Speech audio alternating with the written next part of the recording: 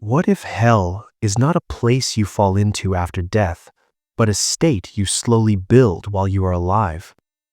Across centuries, hell has been described as fire, torment, punishment, and eternal suffering.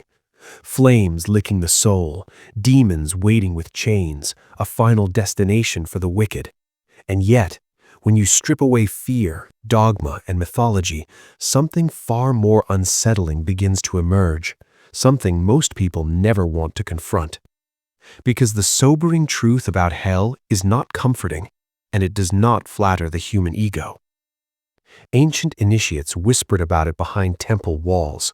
Mystics hinted at it in coded language. Philosophers warned that those who misunderstand hell will unknowingly enter it while still breathing. But these teachings were never meant for the masses. They were hidden, not to protect the truth, but to protect people from the truth. Hell, as described in esoteric traditions, is not merely a punishment imposed from above. It is a consequence, a psychological, energetic, and spiritual condition that unfolds according to immutable laws, laws as precise as gravity, laws that do not care about belief, prayer, or denial. And here is the most disturbing part. You can be a good person. You can be religious. You can be successful, admired, even spiritual by society's standards, and still be walking directly toward hell. In this video, we will strip away superstition and explore what hell truly represents in ancient wisdom traditions, Hermetic, Gnostic, Buddhist, and early mystical Christianity. We will examine why hell was described as fire, darkness, separation, and endless repetition. We will uncover how hell relates to consciousness, memory, desire, guilt, and unresolved identity. And most importantly, we will reveal how people unknowingly recreate hell every day through thought patterns, emotional habits, and unconscious living. This is not a video meant to scare you. It is meant to wake you up. Because once you understand what hell truly is, you also discover something extraordinary. The way out has always been within reach. Long before hell became a tool of fear, it was a symbol of understanding. In the earliest spiritual traditions, hell was never introduced as a threat used to control behavior. Instead, it was a diagnosis, a precise description of what happens to consciousness when it becomes fragmented, unconscious, and enslaved by its own impulses. In ancient Egypt, the soul did not face eternal torture. It faced judgment through balance. The heart was weighed against the feather of Ma'at, truth, order, harmony. A heart burdened by guilt, deception, and attachment could not ascend. It did not burn in fire. It collapsed under its own weight. The punishment was not inflicted. It was revealed. The Greeks spoke of Hades not as a realm of flames, but as a shadowy underworld where souls wandered in forgetfulness. The greatest suffering there was not pain, but loss of awareness. Even heroes like Achilles lamented that consciousness without meaning was worse than death itself. Hell, to the Greeks, was a state of diminished being. Then came the Gnostics, perhaps the most radical truth-tellers of all. They taught that hell was not below the earth, but within the psyche. According to Gnostic texts, souls fall into hell when they identify completely with the material world, mistaking illusion for reality. This state was called ignorance, and ignorance was considered the greatest sin, not moral failure, but unconsciousness. Early Christian mystics echoed this idea before their writings were buried or burned. Origen of Alexandria, one of the earliest Christian theologians, taught that hell was purifying, not eternal. Fire was symbolic, a cleansing force that burned away false identity. He was later condemned for this belief, because a hell that could be escaped was far less useful to institutions of power. In Buddhism, hell realms, naraka, were never eternal. They were psychological and karmic states produced by craving, hatred, and delusion. When the conditions changed, the hell dissolved. No external judge, no permanent sentence, only cause and effect unfolding with ruthless honesty. Hermetic teachings brought all these threads together. As above, so below. As within, so without. Hell was the inner world reflected outward. A consciousness ruled by desire experiences reality as fire. A mind trapped in regret experiences time as endless punishment. A soul cut off from meaning experiences existence as darkness. Over time, these subtle teachings were simplified, then weaponized. Fire became literal, demons became external, eternity became fixed. Why? Because fear is easier to manage than self-awareness. But the ancient message was clear and consistent across cultures. Hell is not where you go. It is what you become when consciousness collapses into unconscious repetition. And once this understanding is lost, hell transforms from a warning into a prison. To understand hell in its truest sense, you must let go of geography. Hell is not below you, it is beneath your level of awareness. Esoteric traditions describe hell as a closed loop of consciousness, a state where the mind repeats the same patterns, the same reactions, the same emotional cycles over and over, without insight or exit. This is why hell is often described as eternal, not because it lasts forever in time, but because inside it, time stops evolving. There is movement, but no meaning, noise, but no meaning, activity, but no transformation. Fire, the most common symbol of hell, is not accidental. Fire consumes, it demands fuel. Desire functions the same way. An untrained desire is never satisfied, it only intensifies. Ancient texts use fire to describe the burning nature of craving, jealousy, addiction, resentment, lust for control, and unfulfilled longing. These emotions burn consciousness, keeping it agitated, restless, and reactive. Now consider this carefully. A person trapped in addiction wakes each day promising change, yet repeats the same behavior. A person consumed by resentment relives old wounds endlessly, replaying the same scenes in their mind. A person driven by ego must constantly defend their image, forever threatened, never at peace. Is this not hell? The sobering truth is that hell does not begin after death. It begins when awareness falls asleep and behavior becomes mechanical, when choice disappears, when identity becomes rigid, when the inner observer, the silent witness, goes dark. In esoteric psychology, this is called identification. Identification means you no longer have thoughts, you are your thoughts. You no longer experience emotions, you become them. Once this happens, suffering feels personal, permanent, and inescapable. This is why hell is described as a place of no exit, not because escape is impossible, but because the one who could escape, the conscious self, is no longer present. Another ancient symbol is darkness. Hell is said to be a realm without light. Light, in esoteric language, is awareness. Darkness is not evil, it is unseen. A dark room is not dangerous because something is there, but because you cannot see what is there. Unconsciousness turns life into a series of collisions with reality. And then there is separation. Hell is separation from source, meaning, and inner coherence. The soul feels isolated even when surrounded by others. This is why many people feel most alone in crowds. The outer world continues, but the inner connection is severed. The chilling realization is this: hell is efficient. It does not torture randomly. It extracts suffering with mathematical precision, using your own psychology as the instrument. And until this is understood, people unknowingly protect their hell, defend it, and call it who I am. Hell persists because it is self-reinforcing. Once consciousness collapses into repetition, it begins to justify its own suffering.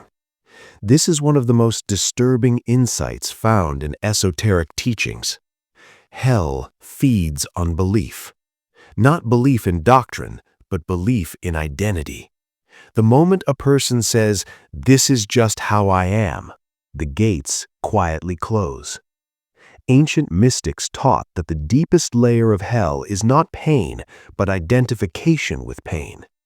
When suffering becomes familiar, it feels safer than the unknown. This is why people defend habits that destroy them, why they cling to narratives that keep them wounded. Hell becomes a home because it is predictable. In Dante's Inferno, often misunderstood as literal geography, each circle of hell represents a psychological fixation. The angry are trapped in rage. The lustful are swept endlessly by desire. The prideful are crushed by the weight of self-importance. Notice the pattern. No external torturer is required. Each soul becomes both prisoner and jailer. Esoteric traditions describe this as energetic crystallization. Consciousness loses fluidity. Instead of adapting, it hardens. Thoughts repeat, emotions loop, identity freezes. This is why hell is described as cold in some traditions rather than hot, because stagnation kills growth just as surely as fire consumes it. Another hidden mechanism of hell is time distortion. Moments stretch endlessly. Regret replays like an echo in a canyon. Anxiety projects imagined futures that never arrive. The present moment, the only doorway out, becomes inaccessible. This is why hell feels eternal. Awareness is no longer anchored in now. And then there is guilt. Guilt is one of the most potent architects of hell. Not moral guilt imposed by religion, but existential guilt, the sense that one has betrayed their own potential. Esoteric texts warn that unresolved guilt binds consciousness to lower states after death, not as punishment, but as gravity. The soul sinks toward what it has not integrated. Hell is also sustained by externalization. As long as suffering is blamed entirely on others, systems, fate, or even demons, self-observation remains dormant. The inner work never begins. This is why ancient teachings emphasized responsibility, not as blame, but as power. To take responsibility is to reclaim authorship. Perhaps the most uncomfortable truth is this: many people fear heaven more than hell. Heaven requires transformation. Hell allows familiarity. Heaven demands the death of false identity. Hell permits its continuation. This is why awakening feels like dying. The ego resists because it senses its own extinction. And so, hell continues. Not because it is enforced, because it is chosen unconsciously. Yet here lies the great secret. Hell has no locks, only habits. When awareness returns, even for a moment, the structure begins to crack. Observation weakens identification. Presence dissolves repetition. Light enters not through effort, but through seeing.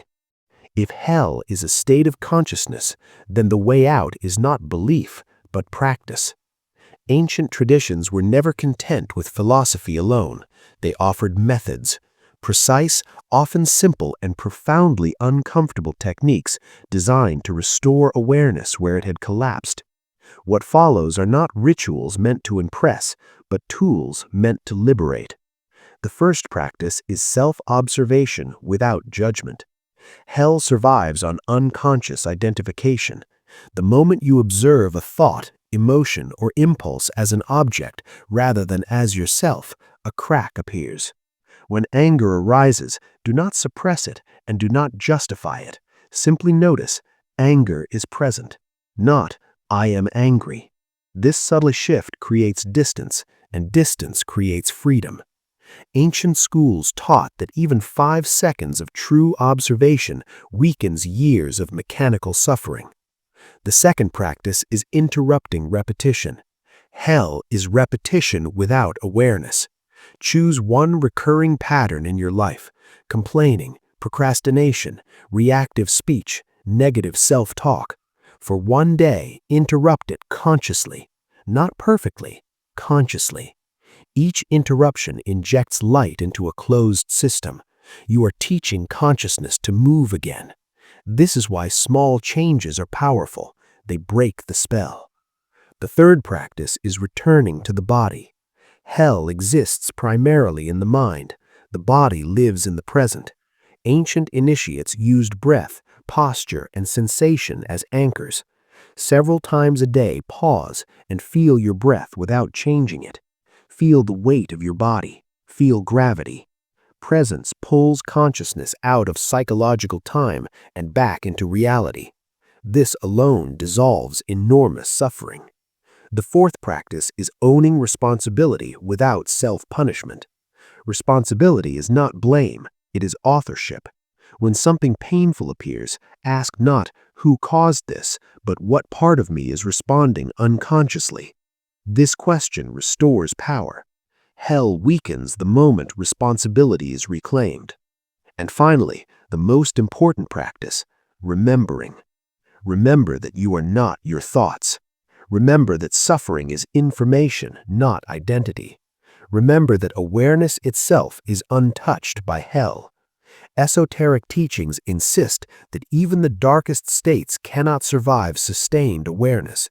Hell dissolves not through force, but through illumination. You do not fight the darkness, you turn on the light. The sobering truth about hell is not that it exists, it is that it is avoidable, and yet endlessly chosen through unconsciousness. Hell is not a sentence handed down by a distant authority.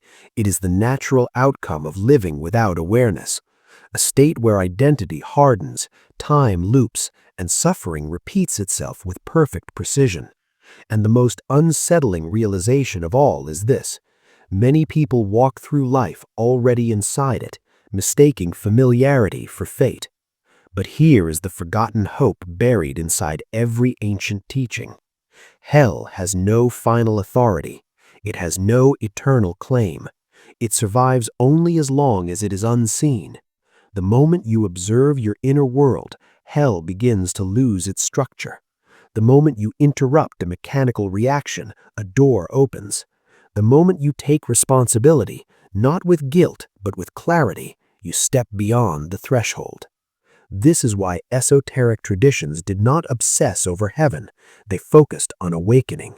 Because heaven is not a reward, it is the natural state of consciousness when awareness is present, fluid, and whole.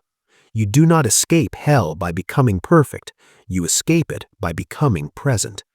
And perhaps the greatest secret of all is this: the fire of hell and the light of awakening are made of the same substance.